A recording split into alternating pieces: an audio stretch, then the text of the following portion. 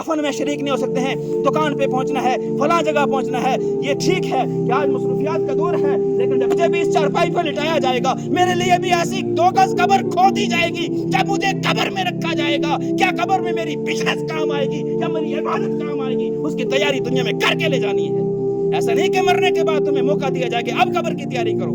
جب تک روح ہمارے جسم کے اندر ہے تو ہمیں توبہ کی بھی مہلت ہے، نیک عمل کرنے کی بھی مہلت ہے، قبر کی تیاری کی بھی مہلت ہے. جب روح جسم سے نکل جاتی ہے اس وقت پھر کسی بھی چیز کی تیاری کا موقع ہمیں نہیں ملتا ہے. کرے گا تم نے نماز کیوں ادا نہیں کی؟ تو یہ اولاد کہے گی ہمارے والد کو پوچھو، ہمارے باپ کو پوچھو، اس نے زندگی میں ہماری پرورش کی، ہر قسم کی فیسلٹی ہمارے لیے مہیا کی، اس نے ہمیں نمازی کیوں نہیں بنایا، دیندار کیوں نہیں بنایا، آقا کریم صلی اللہ علیہ وسلم کی سیرت ہمیں کیوں نہیں بتائی، نبی پاک صلی اللہ علیہ وسلم کا طور و طریقہ ہمیں کیوں نہیں بتایا. باپ کو بلایا جائے گا، بلانے کے بعد یہی اولاد باپ کی طرف اشارہ کر دے گی. اب یہ اولاد جہنمی ہے، بے نمازی اور بے دینی کی وجہ سے جہنم میں جا رہی ہے. تو ذمہ دار کی نمازوں کو حدیث کریمہ کے مفہوم کے مطابق نہیں دیکھا جائے گا. اللہ کی طرف سے حکم ہوگا، میرے فرشتوں گھسیٹو اس اولاد کو بھی اور اس کے ذمہ دار والد کو بھی، یا جو بھی گھر کا بڑا ہے اس کو بھی جہنم کے اندر ڈال دو، اس کو بھی جہنم میں ڈال دو، کیونکہ جو اس کی ذمہ داری تھی اس ذمہ داری کو اس نے نبھایا نہیں. آج انسان سوچتا ہے میرا بچہ جوان ہے، بچی جوان ہے، اب میں اس کے نماز کے لیے کیسے کھوں؟ ڈرتے ڈرتے اس کے کمرے تک پہنچتا ہے، کہیں کمرے تک بھی نہیں جاتے، اندر میں بچہ سو رہا ہے، بچی سو رہی ہے. جوان بچی دن میں کہاں جا رہی ہے؟ اس کے ہاتھ میں ہم نے 20 سال کا موبائل لے کر کے دے دیا جس کے اندر سارے خرافات بھرے ہوئے ہیں. رات تک بچے موبائل دیکھتے ہیں، صبح جب فجر کی اذان ہوتی ہے وہ سو جاتے ہیں، کوئی 11 بجے اٹھتا ہے، کوئی 12 بجے اٹھتا ہے. کسی ماں باپ کو یہ ہمت نہیں کہ بچوں کو نماز کے لیے کہہ سکے. آج تو تم نہیں کہہ سکتے ہو، کل جب یہی اولاد تمہارے خلاف اللہ کی بارگاہ میں کچھ کہے گی تو یہ تو جہنمی ہے، تمہیں جہنم میں لے کر کے جائے گی. اللہ کے رسول نے، اللہ نے ارشاد فرمایا یا ایھا الذین آمنوا قوا انفسکم واہلیکم من النار، کہ اے ایمان والو خود بھی جہنم کی آگ سے بچو اور اپنی اولاد کو بھی جہنم کی آگ سے بچاؤ. صحابہ کرام نے عرض کی اللہ کے رسول صلی اللہ علیہ وسلم اس آیت کا کیا مقصد ہے؟ اللہ کے رسول صلی اللہ علیہ وسلم نے ارشاد فرمایا کہ خود بھی جن چیزوں کو اللہ نے کرنے کا حکم دیا خود بھی کرو اور اپنی اولاد کو بھی ان کا پابند بناؤ، اور جن سے اللہ نے منع کیا ہے خود بھی ان سے بچو اور اپنی اولاد کو بھی ان چیزوں سے بچانا تمہاری ذمہ داری ہے.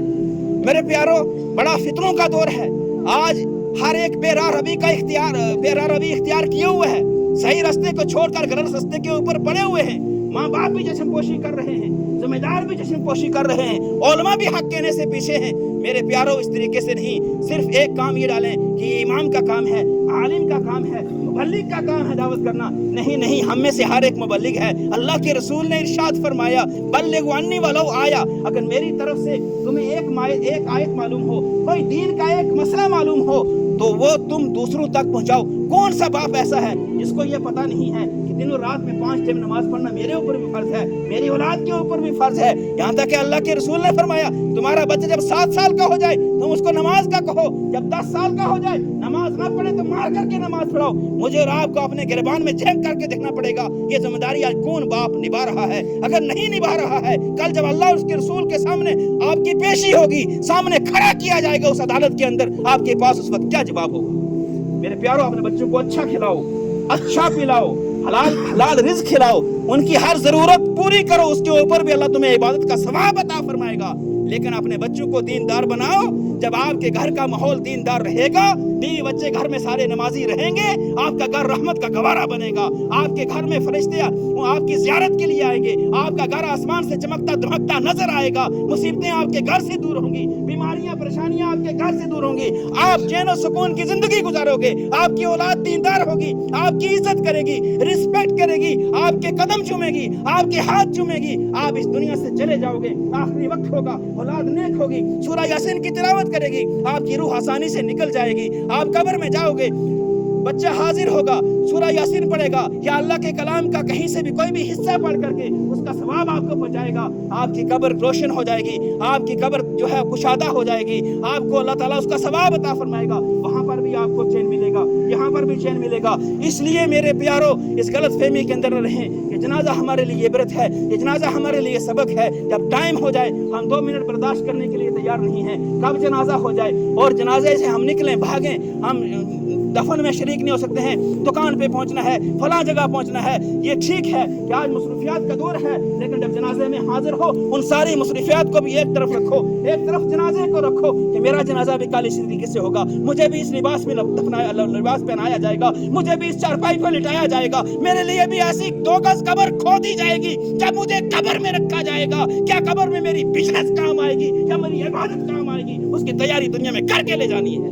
ऐसा नहीं कि मरने के बाद तुम्हें मौका दिया जाए कि अब कब्र की तैयारी करो। जब तक रूह हमारे जिस्म के अंदर है तो हमें तौबा की भी मोहलत है, नेक अमल करने की भी मोहलत है, कब्र की तैयारी की भी मोहलत है। जब रूह जिस्म से निकल जाती है उस वक्त फिर किसी भी चीज की तैयारी का मौका हमें नहीं मिलता है। खास कर मैं नौजवानों से कहूंगा, गलत रास्ते पर मत चलो, ड्रग्स और मंशियात के रास्ते पर मत चलो, और उसी रास्ते के ऊपर चलो जिस रास्ते के ऊपर नबी पाक सल्लल्लाहु ताला अलैहि वसल्लम ने हमें चलने का हुक्म दिया है। नमाज की पाबंदी करो, क्योंकि नमाज पे जोर दे रहा हूँ। आप नमाजी हैं, आपकी मौत अच्छी है। आप नमाजी हैं, आपकी कब्र रोशन है, आपकी कब्र कुशादा है। आप मैदान महशर में आपका हिसाब किताब पूरा हो जाएगा। और आप बेनमाजी हैं, जब तक दुनिया में है घर में बरकत नहीं, रिज़्क़ में बरकत नहीं, चेहरे से नूर खत्म है, दिन भर गुस्से में, परेशानी में, लड़ाई झगड़े फितने फसाद में पूरी जिंदगी केसों में गुजर जाएगी। जब मौत होगी वो भी सख्ती के साथ होगी, कब्र में रखा जाएगा, कब्र तंग कर दी जाएगी, कब्र से उठाकर मैदान महशर में हाजिर किया जाएगा। चेहरा इस लायक नहीं होगा कि अल्लाह और उसके रसूल के सामने पेश कर सके। नमाजी बन जाओ, बस नमाज, दिन रात की नमाज पढ़ लो, वाजिबात का ख्याल रख लो, अल्लाह के हुकूक अदा करो, और उसके बाद अल्लाह के बंदू के साथ उसने सलूक करो। बड़ों की इज्जत, छोटों का शफकत, पड़ोसियों के साथ हुकूक, जहां तक हो सके दूसरे के साथ हमदर्दी करो, दूसरे को फायदा पहुंचाने की कोशिश करो, किसी को जलीलो हकीर मत समझो, और तासुब अपने अंदर नहीं होना चाहिए, और दूसरों को फायदा पहुंचाने की कोशिश करो। ना अपनी हाथ से किसी को तकलीफ दो, ना अपनी जबान से किसी को तकलीफ दो। अल मुस्लिमु मन सलिम अल मुस्लिमून मिन लिसानिही व यदिही। मुसलमान वही है जिसके हाथ से दूसरा मुसलमान महफूज है, मुसलमान वही है जिसकी जबान से दूसरा मुसलमान महफूज है। हाँ, नमाज भी पढ़नी है, और नमाज पढ़ने के बाद अगर आप अपने हाथ से दूसरे को सता रहे हैं, अपने जबान से दूसरे का दिल तोड़ रहे हैं, दिल आजारी कर रहे हैं, उसकी इज्जत के ऊपर हमला कर रहे हैं, ये चीजें भी हमारी नमाज पढ़ के उसको खत्म करने वाली चीजें हैं। प्यार और मोहब्बत के साथ रहो। कब तक इस दुनिया में रहना है? कहाँ जिंदगी की शाम हो जाए? लड़ाई झगड़े फितने फसाद नफरत गीबत चुगली, इन सारी रजील बीमारियों को खत्म कर दो। अगर हम छोटा मोटा कोई अमल कर भी लेंगे नेक, ये ऐसी गंदी बीमारियां हैं जो हमारे नेक अमाल को तबाह बर्बाद कर देती हैं। मौत को याद रखो, ना जाने कहाँ मौत है, पूछ के नहीं आएगी आपको, लिखा हुआ वक्त है आपका, जहां पूरा होगा हजरत इस्राईल अलैहिस्सलाम आपको दबोच लेंगे और आपको इस दुनिया से कूच करना पड़ेगा। अल्लाह तबारक व तआला की बारगाह में दुआ है, रब तबारक व तआला हम सबको हुस्न अमल की तौफीक अता फरमाए, मरहूम की बख्शिश फरमाए, निकल भाई को सब्र अता फरमाए। जो मैंने अर्ज किया कस्तन साहब इसमें कोई गलती हो गई हो, मैं अल्लाह ताला की बारगाह